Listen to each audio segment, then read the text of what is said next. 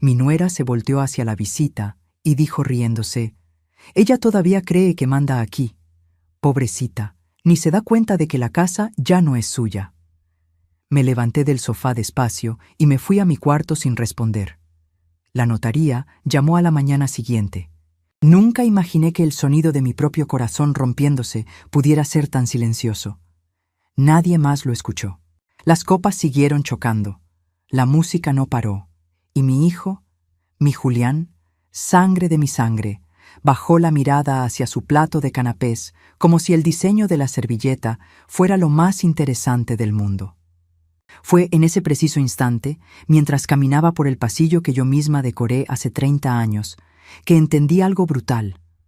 No había perdido mi casa por una firma o un papel. La había perdido mucho antes, el día que permití que la ingratitud entrara por la puerta principal disfrazada de necesidad.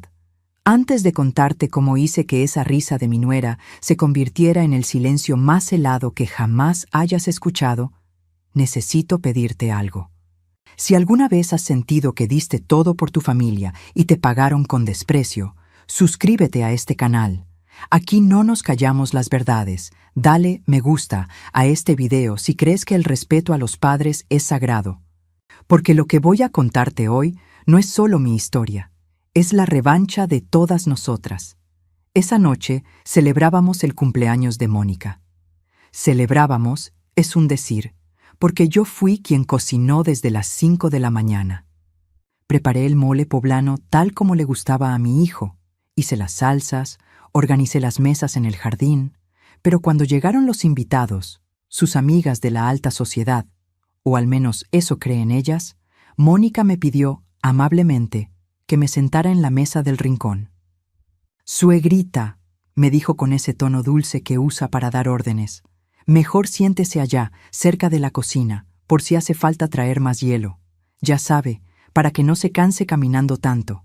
Tengo 62 años, no 90. Trabajé 3 décadas levantando la cortina de mi negocio de telas en el centro. Sé cargar bultos, sé hacer cuentas y sé cuándo alguien me está tratando como a un mueble viejo que estorba. Pero me senté. Por Julián, siempre por Julián. Miré alrededor. Mi casa, esa que compré ladrillo a ladrillo con mi difunto esposo, ya no olía a mi hogar. Olía al perfume caro y empalagoso de Mónica. Habían quitado mis cuadros, habían pintado mis paredes color crema de un gris minimalista que parecía de hospital. Y allí estaba ella, Mónica, brillando como si fuera la dueña del mundo, presumiendo su jardín, su remodelación, su éxito. Fue entonces cuando una de sus amigas, una mujer con demasiadas joyas falsas, preguntó en voz alta: «Ay, Mónica, qué bárbara, qué ampliación tan divina le hicieron a la estancia. ¿Y tu suegra qué opina de tantos cambios?». Y ahí soltó la frase. Esa frase que se me clavó como una espina de nopal en la garganta. Ella todavía cree que manda aquí. Pobrecita, ni se da cuenta de que la casa ya no es suya. Las risas de sus amigas fueron como bofetadas. Esperé. Juro por la Virgen de Guadalupe que esperé 3 segundos interminables a que mi hijo dijera algo. «No hables así de mi madre. Esta casa es gracias a ella». Algo. Pero Julián solo bebió un sorbo largo de su whisky. En ese momento, algo murió dentro de mí. Pero algo más peligroso nació. No lloré. Las mujeres como yo no lloramos delante de quienes nos quieren ver derrotadas. Me levanté con la dignidad de una reina sin corona, alicé mi falda y caminé hacia mi cuarto. Cerré la puerta con llave, el ruido de la fiesta seguía afuera, ajeno a mi dolor. Me senté en el borde de la cama y miré el teléfono fijo que tengo en la mesita de noche. Mis manos temblaban, no de miedo, sino de una rabia fría, calculadora. Mónica creía que había ganado porque hace 6 meses firmé unos papeles. Ella pensaba que yo era una vieja ignorante que solo servía para cocinar y cuidar nietos imaginarios. Lo que Mónica no sabía, y lo que mi hijo convenientemente olvidó, es que yo leí cada letra pequeña de ese contrato antes de firmar. Miré el reloj. Eran las 11 de la noche. Faltaban 9 horas para que abriera la notaría. Me acosté vestida, mirando el techo, repasando mentalmente la conversación que tendría al día siguiente. No dormí. No podía permitirme el lujo de dormir cuando estaba a punto de dar la lección más grande de sus vidas. Cuando el primer rayo de sol entró por mi ventana, el teléfono sonó. No era una llamada cualquiera. Ese timbre sonaba a justicia. Respiré hondo, descolgué el auricular y escuché la voz grave del licenciado Alencar. Lo que me dijo en esa llamada hizo que, por primera vez en meses, una sonrisa se dibujara en mi rostro. Dicen que el amor de madre es ciego, pero yo diría que a veces es sordo y mudo también. Porque mi corazón me gritó, mi instinto me avisó, pero yo decidí taparme los oídos con tal de ver a mi hijo bien. Todo comenzó hace 2 años, no con una fiesta y humillaciones, sino con lágrimas. Irónico, ¿verdad? Mónica, la misma mujer que anoche se reía de mí con sus amigas ricas, llegó a mi puerta llorando como una Magdalena, cargando 2 maletas baratas y con la cara lavada. No parecía la dueña del mundo en ese entonces, parecía una niña asustada. Recuerdo que era un martes lluvioso. Julián, mi hijo, tocaba el timbre con esa desesperación que ninguna madre puede ignorar. Cuando abrí, los vi empapados. «Mamá, nos echaron del departamento», me dijo Julián con la voz quebrada.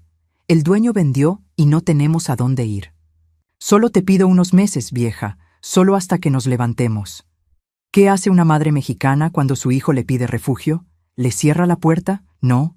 Le abre la casa, le abre la alacena y le abre el alma. «Pasen, hijos, pasen. Donde come uno, comen 3», les dije. Y esa frase, que dije con tanto amor, terminó siendo mi sentencia. Mi casa no es una mansión, pero es mi orgullo. Está en un barrio que ha subido mucho de valor, un terreno grande que mi esposo y yo pagamos con sudor. Vale sus buenos 850,000 reales hoy en día. Tiene un patio hermoso, lleno de helechos y bugambilias que yo he cuidado por años. Era mi santuario de paz. Al principio, Mónica era una mosquita muerta. Ya saben, de esas que no rompen un plato. Se desvivía en agradecimientos. «Ay, doña Rosario, ¿qué haría sin usted? Usted es un ángel», me decía mientras me ayudaba a secar los platos, me preparaba té, me preguntaba por mis telenovelas. Yo llegué a pensar, mira qué suerte tuvo mi Julián, se consiguió una buena mujer. ¡Qué ilusa fui! No estaba siendo amable, estaba estudiando el terreno. Como un general antes de la invasión, estaba midiendo mis debilidades. El cambio fue sutil, casi imperceptible, como la humedad que se mete en las paredes. Primero fue un comentario inocente en la cocina. «Suegrita, esa cortina de flores, ¿no cree que ya está muy vieja? Le da un aire triste a la cocina. ¿Por qué no la quitamos para que entre más luz?» Yo, queriendo verla feliz y cómoda en mi casa, accedí. «Está bien, hija, quítala si quieres». Ese sí fue la primera grieta en la presa. Al día siguiente, no solo había cambiado la cortina, había movido la mesa del lugar. A la semana, mis cuadros de paisajes, esos que pintó mi padre, habían desaparecido de la sala. Cuando pregunté, Julián me contestó sin mirarme a los ojos. «Mamá, los guardamos en el depósito para que no se llenen de polvo. Mónica dice que el estilo limpio hace que la casa se vea más grande. Además, solo es temporal, ¿no?» Temporal. Esa palabra se convirtió en su escudo favorito. Pasaron 3 meses, luego 6. El negocio seguro, en el que Julián iba a invertir, nunca salía. Mientras tanto, yo veía cómo ellos llegaban con bolsas de tiendas caras, zapatos nuevos, perfumes importados. Yo seguía cocinando frijoles y arroz para estirar mi pensión, pensando que ellos estaban ahorrando cada centavo para su futuro hogar. Pero no. Estaban gastando en apariencias mientras vivían gratis en mi techo. Empecé a sentirme incómoda en mi propia sala. Si quería ver la televisión, Mónica ya estaba viendo sus series y bufaba si yo me sentaba al lado. Si quería invitar a una vecina a tomar café, Mónica ponía cara de asco y se encerraba en el cuarto. O peor, salía en pijama a la sala para que la visita se sintiera incómoda y se fuera rápido. Julián, mi niño, el que antes me defendía de todo, Ahora era una sombra. Cada vez que yo intentaba poner una regla o un límite, él me salía con el chantaje emocional. Mamá, por favor, Mónica está muy estresada. No empieces con tus cosas, tenle paciencia. Ella no está acostumbrada a vivir así. ¿Vivir así? ¿Cómo así? ¿Con techo, comida caliente y ropa lavada sin pagar un centavo? Pero yo callaba. Callaba porque no quería ser la suegra bruja de las historias. Callaba porque tenía miedo de que, si hablaba, mi hijo se alejaría de mí para siempre. Ese miedo, ese maldito miedo a la soledad, fue lo que les dio el poder. Pero hubo un día específico, en que la máscara de Mónica se cayó por completo.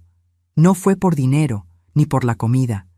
Fue por algo que para muchos sería basura, pero para mí era mi historia. Ese día entendí que no solo querían mi espacio, querían borrarme del mapa. Llegué del mercado y vi la puerta del garaje abierta. Estaba lloviendo a cántaros. Y allí, tirado en el suelo, mojándose bajo la tormenta, estaba lo único que yo le había pedido a Dios que nunca me quitaran. Lo que vi me heló la sangre más que cualquier insulto. Corrí bajo la lluvia sin pensar en mis rodillas, ni en mi artritis, ni en que mis zapatos de tela se estaban arruinando en el barro. Allí, tirada como basura junto a las bolsas negras de desperdicios, estaba ella, mi Singer negrita. No era una simple máquina de coser. Era una reliquia de hierro forjado, con esos detalles dorados que ya casi no se ven. Era la herencia de mi abuela. Con esa máquina, cosiendo ajeno hasta las 3 de la mañana, pagué la universidad de Julián cuando mi esposo enfermó. Cada puntada de esa aguja había puesto comida en la mesa. Y ahora estaba ahí, boca abajo, recibiendo el aguacero como si fuera un trasto inservible. Intenté levantarla, pero el hierro mojado pesaba 1 tonelada. O tal vez era mi tristeza la que pesaba más. Mis lágrimas se mezclaban con la lluvia. ¿Qué le hicieron?, grité al aire, abrazando el metal frío, manchándome la ropa de lodo. La puerta de la cocina se abrió. Mónica salió al porche. Estaba seca, impecable, con una taza de café humeante en la mano. Me miró desde arriba, con esa expresión de lástima fingida que me revuelve el estómago. «Ay, suegrita, por Dios, entre a la casa. Se va a pescar una pulmonía por esa cháchara vieja». «¿Cháchara?», sentí un fuego subirme por el pecho. «No es una cháchara, Mónica», le reclamé, con la voz temblando. «Es la máquina de mi abuela. Estaba en mi cuarto. ¿Quién les dio permiso de sacarla?» Julián apareció detrás de ella. Al menos tuvo la decencia de parecer avergonzado, pero no lo suficiente como para bajar a ayudarme. Se quedó allí, bajo el techo seco, protegido por el brazo de su mujer. «Mamá, no hagas escándalo, los vecinos están mirando», dijo él, bajando la voz. «Mónica está redecorando el cuarto de visitas para que se vea más moderno». Esa máquina ocupaba mucho espacio y olía a aceite viejo. No combinaba con la vibra zen que queremos darle a la casa. Que queremos escuchar a mi hijo hablar en plural, excluyéndome de las decisiones sobre mi propio techo, fue el primer golpe. Pero lo que dijo Mónica después fue la estocada final.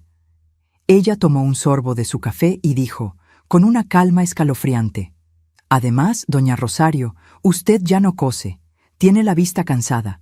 Pensamos que le hacíamos un favor sacando las cosas que ya no usa.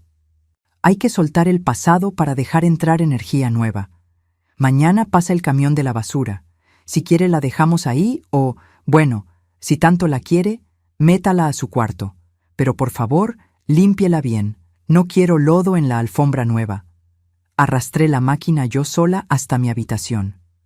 Me costó la vida, me raspé los brazos, pero no dejé que ninguno de los dos me ayudara. No quería que sus manos tocaran mi historia de nuevo. Pasé la noche limpiando cada pieza con un trapo viejo, secando el agua de los engranajes para que no se oxidara. Le pedí perdón a mi abuela en silencio. Al ver mi máquina arrinconada contra la pared, junto a cajas de cartón con mi ropa, porque Mónica también había ocupado la mitad de mi armario para sus abrigos de invierno, entendí el mensaje. No estaban redecorando, estaban borrando mis huellas. Querían una casa que pareciera suya, donde yo fuera solo una visita incómoda que se quedó demasiado tiempo. Esa noche, Julián entró a mi cuarto.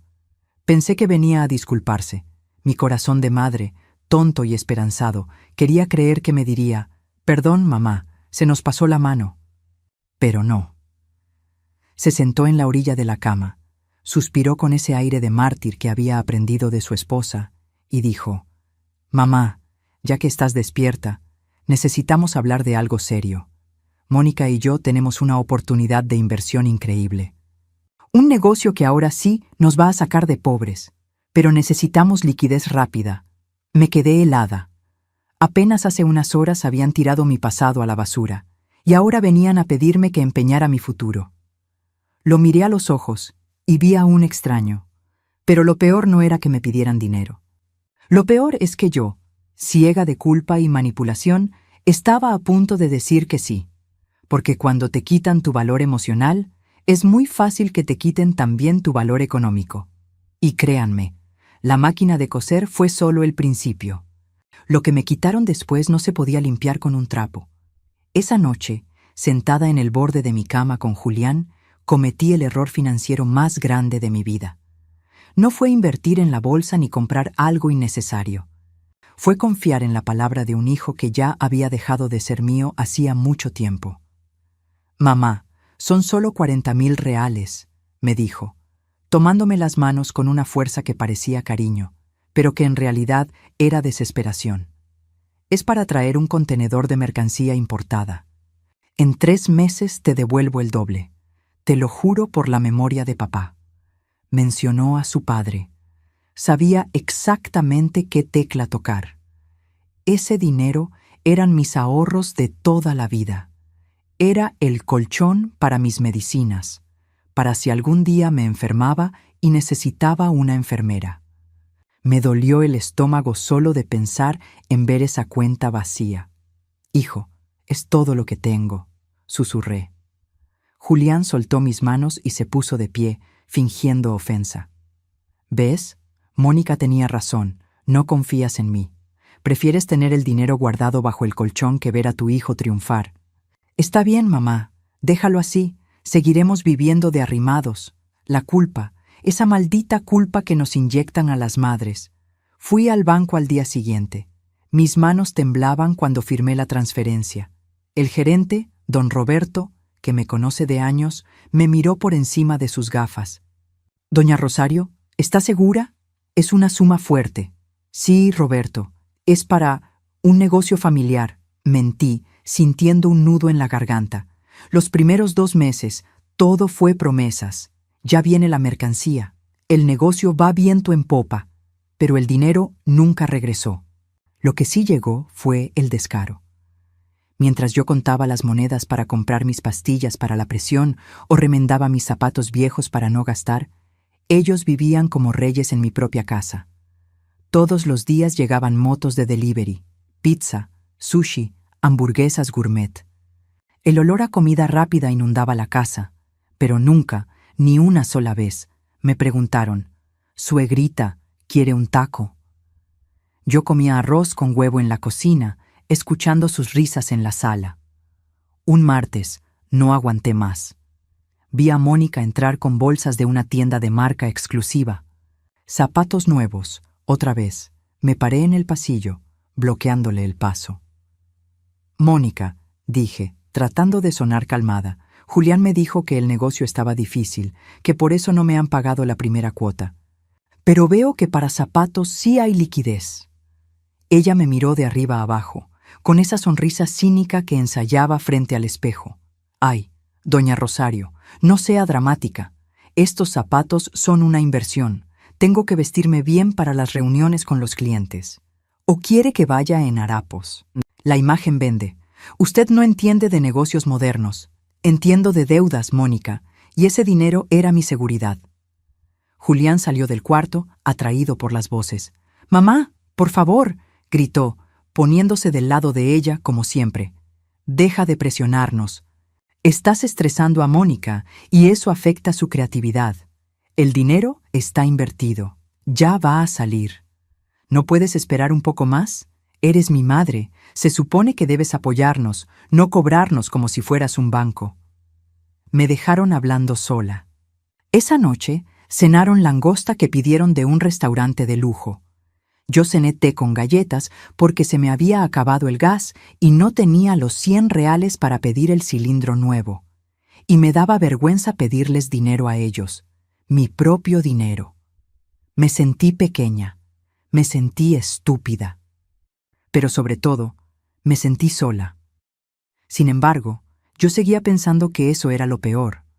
Pensaba, bueno, al menos tengo la casa.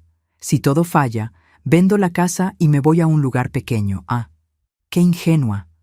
No sabía que mientras ellos gastaban mis ahorros en lujos banales, ya estaban tramando el golpe final. No se conformaban con vaciar mi cuenta bancaria.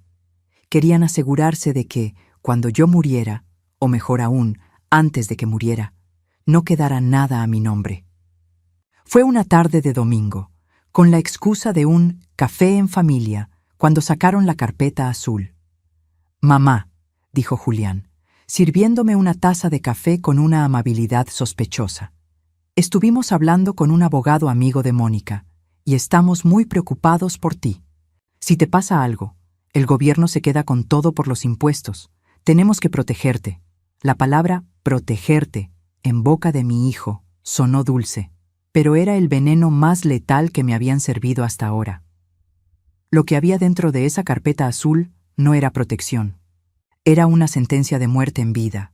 Mi padre, que en paz descanse, siempre me decía: «Hija, en los negocios y en el amor, papelito habla. Lo que no está escrito, se lo lleva el viento». Esa frase retumbaba en mi cabeza mientras entrábamos al despacho del licenciado Pineda. Pineda no era mi abogado. Era un amigo íntimo de la familia de Mónica. Un tipo con traje brillante, demasiada loción y una sonrisa que no le llegaba a los ojos. «Doña Rosario, qué gusto», me dijo, extendiéndome una mano sudorosa. «Pase, pase, esto será rápido. Un mero trámite para que usted duerma tranquila». Julián se sentó a mi lado, nervioso, moviendo la pierna sin parar. Mónica, en cambio, estaba radiante. Ya se sentía dueña. Mientras el abogado sacaba los documentos, ella miraba muestras de pintura en su celular, murmurando cosas como: «El gris perla quedará divino en la fachada». Ni siquiera habían firmado y ya estaban pintando mi casa en su imaginación. El abogado puso el altero de hojas frente a mí. «Aquí está, doña. Es una donación simple. Usted le pasa la propiedad a su hijo y a su nuera para evitar juicios sucesorios caros en el futuro. Firme aquí y aquí». Levanté la pluma. Mi mano pesaba. Julián me miraba con ojos de súplica. «Es por tu bien, mamá. Para que nadie te quite nada». Casi me río. «Para que nadie me quite nada», dijo el que me lo estaba quitando todo, pero entonces mi instinto de comerciante, ese colmillo que desarrollé vendiendo telas durante 30 años, se despertó. No firmé de inmediato. Me ajusté los lentes y empecé a leer. «A ver, licenciado», dije despacio, «déjeme leer las letras chiquitas». Mónica soltó un bufido impaciente. «Ay, suegrita, por favor. El licenciado Pineda es un profesional. ¿Va a desconfiar de él? Llevamos prisa. Tengo cita en el salón de belleza. La prisa es tuya, hija. La casa es mía». Le contesté sin alzar la voz y seguí leyendo. Fue en la página 4 donde me detuve. Había un párrafo sobre los derechos de los donatarios, ellos. Pero faltaba algo, faltaba mi seguridad. Levanté la vista y miré al abogado a los ojos. «Licenciado, aquí dice que la casa pasa a nombre de ellos hoy mismo, pero no veo la cláusula de usufructo vitalicio y tampoco veo la cláusula de reversión». El abogado se puso pálido por un segundo, pero se recuperó rápido. Mónica dejó de mirar su celular. «¿Reversión? ¿Qué es eso?», preguntó ella, molesta. El licenciado Pineda carraspeó, tratando de minimizarlo. «Ah, doña Rosario, usted sabe mucho de leyes. El usufructo significa que usted puede vivir ahí hasta que falte. ¿Y la reversión?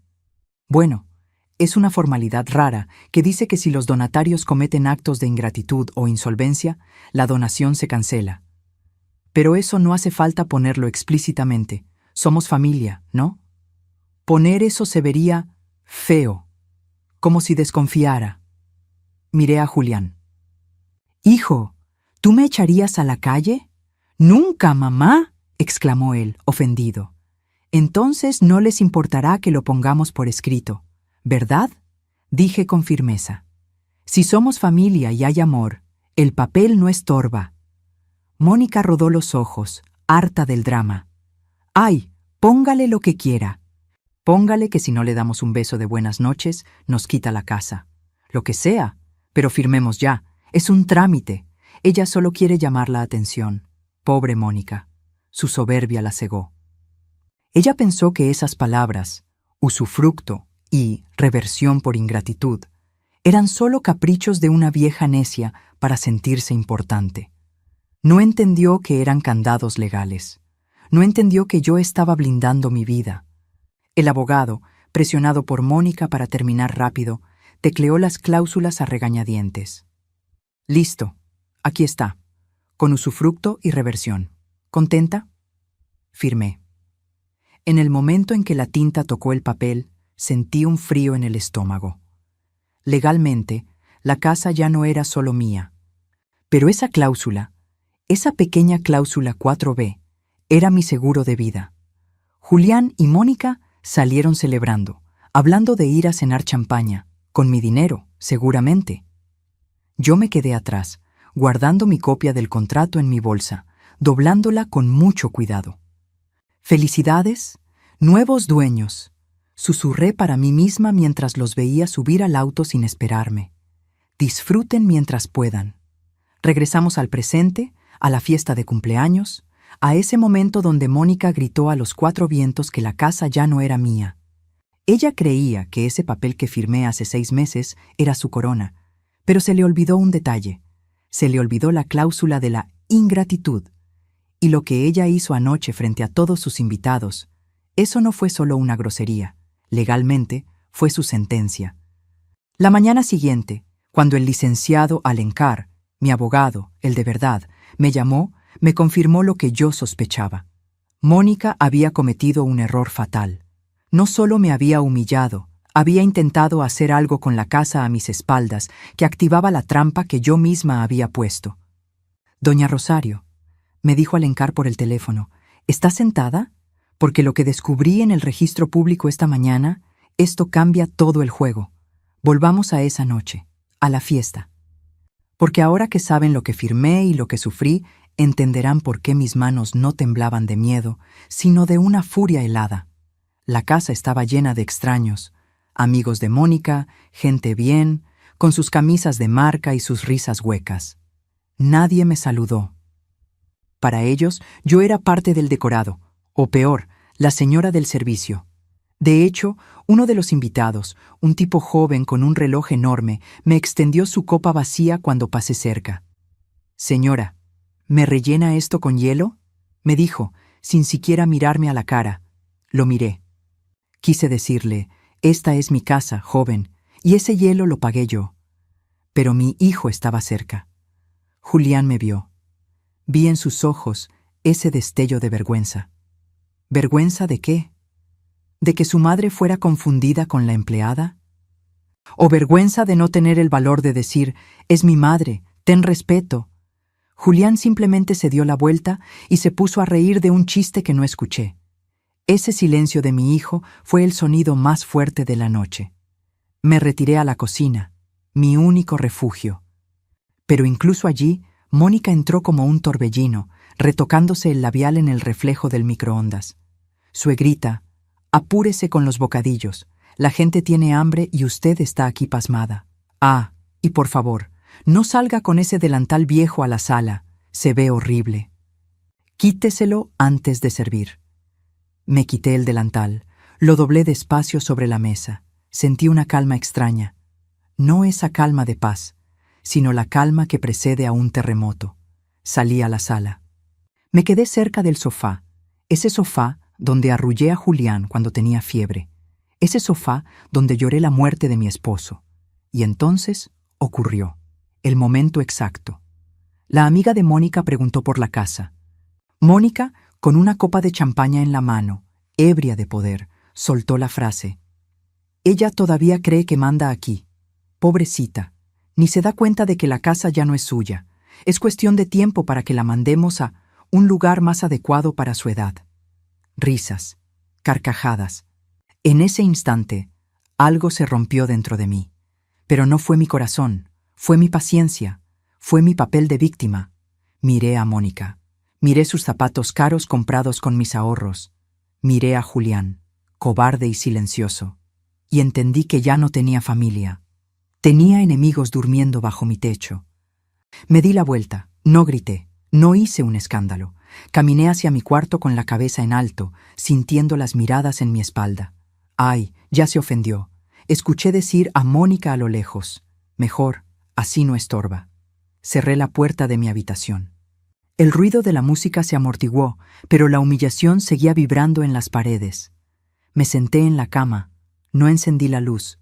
En la oscuridad busqué mi agenda telefónica. Mis dedos pasaron por los números de emergencias, de familiares lejanos, hasta que se detuvieron en la letra A.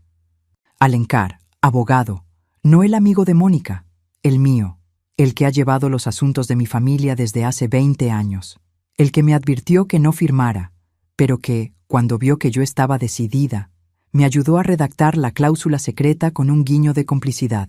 Miré el reloj. Eran las 11:30 de la noche. Mañana, susurré a la soledad de mi cuarto. Mañana se acaba el recreo. No dormí. Pasé la noche escuchando cómo la fiesta se apagaba, cómo los invitados se iban, cómo Mónica y Julián subían borrachos y felices, creyendo que habían ganado la lotería. Escuché sus risas en el pasillo. «Ya es nuestra, amor, por fin», decía Mónica. «Sí, rían», pensé. «Disfruten esta noche, porque es la última noche que dormirán tranquilos». Cuando amaneció, me bañé, me puse mi mejor traje sastre, ese color azul marino que usaba cuando iba a negociar con proveedores difíciles, y me senté frente al teléfono. A las 8:00 am en punto, marqué. El teléfono sonó 2 veces. «Bueno, doña Rosario», contestó la voz ronca de Alencar. «Licenciado», dije, y mi voz sonó tan fría que hasta yo me desconocí. «Es hora. Ejecute la cláusula. Quiero mi casa de vuelta, y quiero que les duela». Lo que Alencar me respondió me dejó helada, pero de satisfacción. Resulta que Mónica, en su infinita avaricia, había intentado hacer una jugada maestra el día anterior, justo antes de la fiesta. Una jugada que, sin saberlo, había activado la trampa legal antes de lo que yo esperaba. «Doña Rosario, qué bueno que llama. Porque ayer intentaron hipotecar la propiedad, y al hacerlo sin su firma, cometieron fraude. Proceda, doctor, sin piedad». Esas 4 palabras salieron de mi boca con una facilidad que me asustó. Al otro lado de la línea, el licenciado Alencar soltó una risita seca. «Con gusto, doña Rosario. Ya mandé al notificador. Estará ahí en menos de 1 hora. Lo que su hijo y su nuera hicieron ayer, ir al banco a intentar hipotecar una casa que tiene una reserva de dominio, eso es fraude, aquí y en China». Se les cayó el teatrito antes de empezar la función. Colgué el teléfono. Me miré al espejo. Ya no vi a la anciana cansada que servía bocadillos. Vi a la mujer que levantó un negocio de la nada, la que peleó con proveedores, la que sobrevivió a crisis y devaluaciones. Me alisé la falda de mi traje sastre, me puse mis perlas, esas que Mónica decía que eran de vieja, y me eché mi perfume favorito. Olía a sándalo y a Victoria. Salí de mi cuarto. La casa era un desastre. El suelo estaba pegajoso por el alcohol derramado, había servilletas sucias por todos lados y el olor a cigarro y encierro era insoportable. Era el escenario perfecto de su decadencia. Caminé hacia la cocina taconeando fuerte. Quería que me escucharan. Mónica apareció arrastrando los pies. Llevaba una bata de seda mal amarrada, el maquillaje corrido como un mapache y una cara de cruda que no podía con ella. Al verme, frunció el ceño, tapándose los ojos por la luz que entraba por la ventana. «Ay, doña Rosario», gimió con voz pastosa. «¿Por qué tanto ruido?» «Baje la voz, que me estalla la cabeza». «¿Y por qué está vestida así? ¿Va a un velorio o qué?» Sonreí, una sonrisa amplia, tranquila, que la desconcertó. «No, Mónica, no voy a un velorio, al contrario, hoy es un día de renacimiento. Estoy esperando una visita importante». «¿Visita?», bufó ella, sirviéndose agua directamente de la jarra. «Espero que no sean sus amigas de la iglesia. No estoy de humor para aguantar viejitas rezando. Dígales que vengan otro día». En ese momento entró Julián. Se veía aún peor que ella. Pálido, ojeroso. «Mamá, por favor», empezó a decir, pero se detuvo al verme. Se quedó mirándome como si fuera una desconocida. Hacía años que no me veía arreglada así. Hacía años que no me veía poderosa. «Te ves bien, mamá», murmuró, confundido. «¿Vas a salir?» «No, hijo. Me quedo. Los que van a salir son otros». Mónica soltó una carcajada sarcástica, aunque le dolió la cabeza al hacerlo. «Ay, Julián, tu mamá y sus acertijos. Seguro va al médico. Oye, suegrita, ya que está tan arreglada, cuando regrese pase comprando unos chilaquiles, ¿no? Nos morimos de hambre y no hay nada en el refri». Me acerqué a ellos. Los miré con una mezcla de lástima y asco. «Los chilaquiles se los van a tener que comprar ustedes, querida. Y sugiero que ahorren su dinero. Lo van a necesitar». El ambiente cambió. El aire se puso denso. Mónica dejó el vaso de agua en la mesa y me miró con los ojos entrecerrados. Su instinto de víbora le avisó que algo andaba mal. «¿Qué le pasa? ¿Por qué nos habla así?», preguntó, ya con tono agresivo. «Acuérdese de quién manda aquí». Justo cuando iba a contestarle, justo cuando iba a decirle que su reinado de terror había durado lo que dura un suspiro, sonó el timbre. No era un timbre normal. Sonó fuerte, insistente, autoritario. Julián se sobresaltó. «¿Quién es a esta hora?», preguntó nervioso. «Abre, hijo», le dije con suavidad, sentándome en la cabecera de la mesa, el lugar que Mónica me había prohibido ocupar. «Creo que es para ustedes». Julián caminó hacia la puerta. Escuché el murmullo de voces graves. Escuché la palabra notificación judicial y desalojo preventivo. Vi cómo el color desaparecía de la cara de Mónica. Se quedó paralizada en la cocina, mirándome. Y yo simplemente me serví una taza de café, le di un sorbo largo y disfruté del espectáculo. El abogado entró, seguido de 2 actuarios. La trampa se había cerrado. Dicen que no hay mejor cura para la resaca que un buen susto. Y a mi hijo se le bajó la borrachera en un segundo. Julián leía el documento, pero sus ojos se movían de un lado a otro sin comprender, como si las letras estuvieran en otro idioma. «Mamá, ¿qué es esto?», balbuceó, con la voz convertida en un hilo. «Aquí dice: revocación de donación por causa de ingratitud y tentativa de fraude». Mónica, que estaba en la puerta de la cocina, corrió y le arrancó el papel de las manos. «A ver, dame eso. Seguro es una broma de tu madre», gritó, histérica.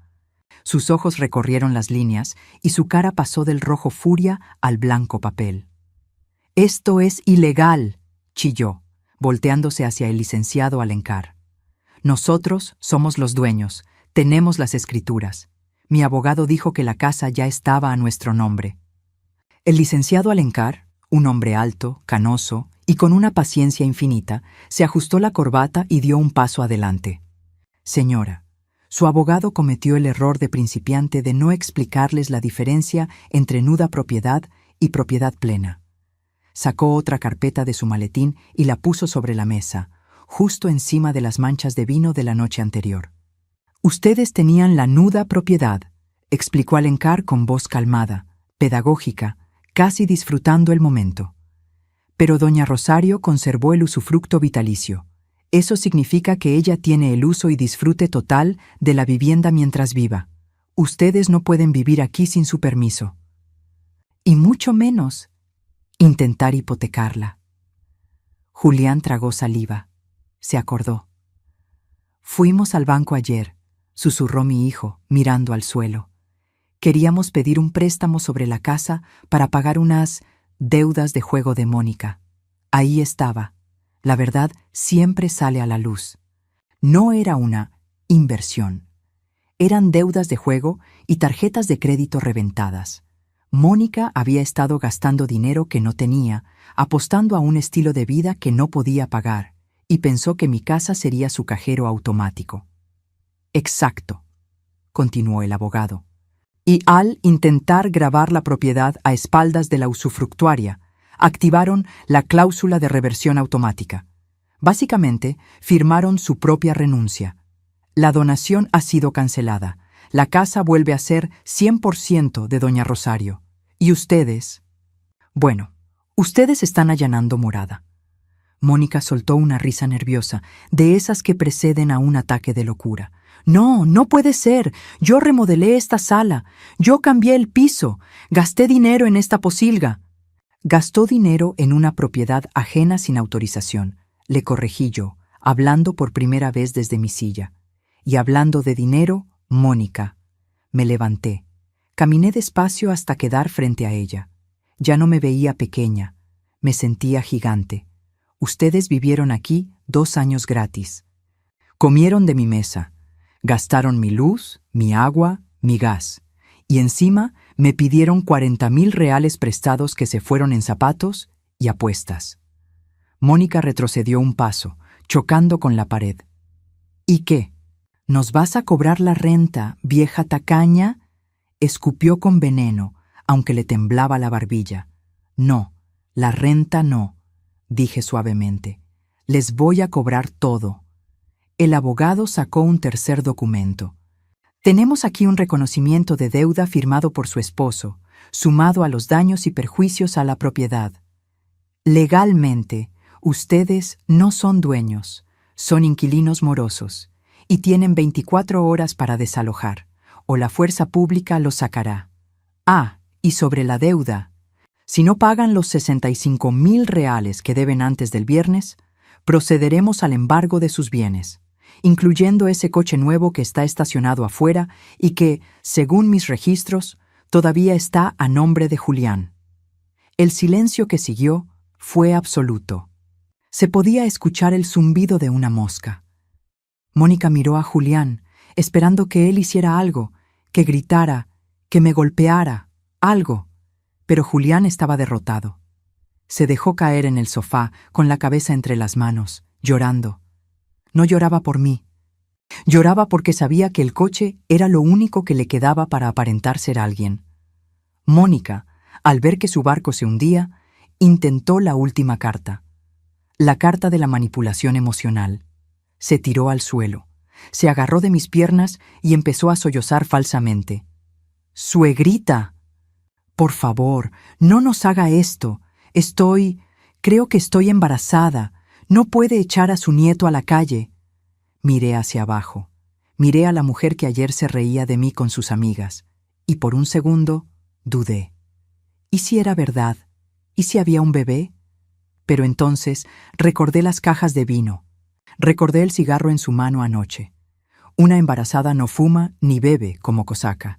Me solté de su agarre con un movimiento seco. «Levántate, Mónica. No ensucies mi traje». Me volví hacia el abogado. «Licenciado, ¿cuánto dijo que era la deuda total?» Porque creo que se nos olvidó sumar el precio de mi dignidad.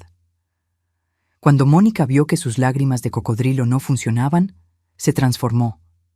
Esa dulzura empalagosa de suegrita desapareció en un segundo, revelando la verdadera cara que yo había intuido, pero me negaba a ver. «¡Eres un monstruo!», me gritó, señalándome con un dedo que tenía la uña postiza rota. «Echar a tu propia sangre a la calle. Julián, dile algo, defiéndeme». Pero Julián estaba hundido en el sofá, pálido como un muerto. Él sabía lo que significaba un embargo. Él sabía que el castillo de naipes se había derrumbado. «Mamá, el coche no», balbució mi hijo, ignorando a su esposa. «El coche es lo único que tengo para ir a trabajar. Bueno, para ir a las reuniones. Todavía debo 30 cuotas. El licenciado Alencar abrió su carpeta nuevamente, implacable. Señor Julián, precisamente por eso actuamos rápido. Sabemos que usted tiene deudas con el banco también. Si doña Rosario no asegura el cobro ahora, ustedes se declararán insolventes mañana. Y mi clienta no va a perder ni un centavo más. Mónica se rió, una risa histérica y fea. ¿Y qué nos van a quitar? Si no tenemos efectivo, el negocio está parado. Entonces se procederá al embargo de bienes presentes, dijo el abogado con frialdad técnica. El vehículo SUV modelo 2024, que está afuera. Los equipos electrónicos de última generación que compraron con el dinero de inversión. Y, por supuesto, tienen hasta las 6:00 p.m. para desalojar el inmueble con sus pertenencias personales. Solo ropa. Nada de muebles, porque según las facturas que tengo aquí, la mayoría fueron comprados con la tarjeta de crédito de doña Rosario que ustedes tomaron prestada. Yo miraba la escena desde mi lugar en la mesa. Sentía una mezcla extraña de dolor y alivio. Dolor, porque nadie pare a un hijo para verlo fracasar así. Pero alivio, un alivio inmenso de saber que ya no era la víctima. Mamá. Julián se levantó y caminó hacia mí. Intentó tomar mi mano, pero yo la retiré suavemente y la puse sobre mi regazo. Mamá, perdóname. Nos equivocamos. Pero no nos hagas esto. ¿A dónde vamos a ir? No tenemos dinero para un depósito de alquiler. Lo miré a los ojos. Esos ojos que yo amaba, pero que ahora estaban vacíos de dignidad. Hijo, le dije con voz firme, sin que me temblara el pulso, cuando llegaste hace 2 años pidiendo ayuda, te abrí la puerta, te di mi cama, te di mi comida. ¿Y cómo me pagaron? Tratándome como un estorbo. Tirando los recuerdos de tu padre a la basura. Mónica intervino, furiosa. ¡Ay! Ya vas a empezar con el drama de la abuela sufrida. Supéralo. El mundo es de los vivos, Rosario. Me levanté. Golpeé la mesa con la palma de la mano. El sonido resonó en toda la sala y los cayó a los dos. Entonces, tienes razón, Mónica. El mundo es de los vivos y yo estoy muy viva. Caminé hasta quedar frente a ella. Ella era más alta, pero en ese momento yo me sentía de 3 metros. Dijiste anoche, delante de todos tus amigos ricos, que yo no mandaba aquí, que esta ya no era mi casa. Hice una pausa, dejando que mis palabras flotaran en el aire. Tienes razón, yo no mando, yo soy la dueña, y en mi propiedad no admito parásitos.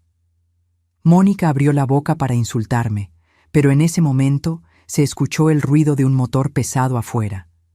El sonido inconfundible de una grúa. Julián corrió a la ventana. ¡No! ¡Mamá! ¡Por favor! ¡Es la grúa! ¡Deténlos! El licenciado Alencar miró su reloj. Es el procedimiento estándar, joven. El coche garantiza parte de la deuda de 65,000 reales. El resto, bueno, ya veremos cómo lo pagan trabajando. Ver cómo se llevaban ese coche lujoso, ese símbolo de su estatus falso, fue el golpe de realidad que necesitaban. Mónica se desplomó en el sillón, llorando de verdad esta vez. Lloraba por su imagen, lloraba porque sabía que tendría que volver al barrio humilde del que tanto renegaba, pero esta vez sin el glamour de la nuera rica. Me acerqué a ellos por última vez. Tienen 6 horas, les dije. Empaquen. Y Mónica, llévate tus cuadros minimalistas. Voy a colgar los paisajes de mi padre otra vez. Me di la vuelta y me fui a mi cuarto. No me quedé a verlos hacer las maletas. No quería ver la miseria en la que se habían convertido. Cerré la puerta y por primera vez en 2 años respiré aire limpio en mi propia casa. Pero la historia no termina aquí. Porque aunque recuperé mi casa, tuve que aprender a vivir con el silencio que dejaron y con la lección final que la vida me tenía preparada. Cuando la puerta se cerró detrás de ellos aquella tarde, la casa quedó en un silencio absoluto. Muchos le tienen miedo al silencio. Dicen que la soledad es mala consejera. Pero esa noche, sentada en mi sillón, que por fin estaba en su lugar original, descubrí que el silencio no pesa cuando está lleno de dignidad. Pasaron los meses. Al principio, me costó. No voy a mentirles. Hubo días en los que extrañé el ruido, incluso extrañé las peleas, porque una madre siempre extraña a sus hijos, aunque sean ingratos. Miraba las habitaciones vacías y sentía el eco de lo que pudo haber sido una familia feliz. Pero luego miraba mi máquina de coser. La había restaurado. Limpié el óxido, aceité los engranajes y le puse un tapete nuevo tejido por mí. Ahora brillaba en la esquina de la sala, orgullosa, como un soldado que sobrevivió a la guerra. Ella y yo éramos iguales, un poco golpeadas, un poco oxidadas por las lágrimas, pero seguíamos funcionando perfectamente. Sin embargo, esa casa grande y vieja, ya no era mi hogar. Estaba llena de fantasmas. En cada rincón veía la cara de desprecio de Mónica o la espalda encorvada de mi hijo obedeciendo órdenes. Así que tomé una decisión radical, una decisión que la Rosario de antes jamás hubiera tomado. Vendí la casa. La vendí bien, a una pareja joven que prometió llenar el jardín de flores y niños. Con los 900,000 reales de la venta, pagué mis pequeñas deudas, aseguré mi seguro médico y me compré este departamento. Es más pequeño, sí, pero es mío. Y lo mejor, tiene vista al mar. ¿Y ellos? Bueno, las noticias vuelan en el barrio. Me contaron que Julián y Mónica viven en un kittinete, un estudio diminuto en la periferia. Tuvieron que vender el coche para pagar la deuda que tenían conmigo y con el banco. Mónica tuvo que ponerse a trabajar de recepcionista en una clínica y dicen que ya no se ríe tanto. Julián consiguió empleo en un almacén. La vida, en su infinita sabiduría, les dio la lección de humildad que yo no pude darles con mimos. Ayer sonó mi teléfono. Era Julián. Hacía 6 meses que no hablábamos. «Mamá», me dijo, y su voz sonaba cansada, vieja. «¿Cómo estás? Me enteré que te mudaste frente a la playa. ¡Qué bien! Oye, vieja, te llamaba porque, bueno, Mónica y yo hemos cambiado. Queríamos saber si podíamos ir a visitarte un fin de semana. Ya sabes, para ver el mar, para estar en familia». Cerré los ojos. Escuché el sonido de las olas rompiendo abajo. Sabía lo que venía después de la visita. Pedir dinero, pedir quedarse, pedir perdón sin cambiar de conducta. Respiré hondo, con esa brisa salada llenándome los pulmones. «Hijo», le contesté con dulzura, pero con una firmeza inquebrantable. «Me da gusto que estén trabajando. De verdad, pero mi casa ahora es mi santuario, y por ahora mi agenda está llena». «¿Llena? ¿Con qué, mamá? Si estás sola», replicó él, casi ofendido. Sonreí. «Estoy ocupada viviendo, Julián. Mi dinero y mi tiempo ahora están viajando conmigo. Estoy recuperando los años que pasé cuidando a los demás. Los quiero, y rezo por ustedes todos los días. Pero aprendí que para quererlos bien, primero tengo que quererme a mí. Aprende a ganarte lo tuyo, hijo. Te hará hombre», colgué. No sentí culpa. Sentí paz. Miré mi reflejo en el vidrio de la ventana. Ya no soy la suegrita, estorbo. Ya no soy la pobrecita a la que le quitan la casa. Soy Rosario. Soy dueña de mi destino, de mi cuenta bancaria y de mi tranquilidad. A veces, la familia no es la sangre que llevas en las venas, sino la paz que llevas en el alma. Y si para tener paz tienes que podar algunas ramas del árbol genealógico, que así sea. Y tú, que me escuchaste hasta el final, dime la verdad. ¿Habrías tenido el valor de ejecutar esa cláusula y echar a tu propio hijo a la calle? ¿O crees que fui demasiado dura? Escríbeme tu opinión en los comentarios. Quiero leerte. Quiero saber si alguna vez has tenido que poner límites así de dolorosos. Y por favor, si esta historia te tocó el corazón, suscríbete al canal y dale like. Aquí compartimos historias reales, de mujeres reales que aprendieron que la dignidad no se negocia. Soy Rosario, y hoy brindo con este café, por nosotras.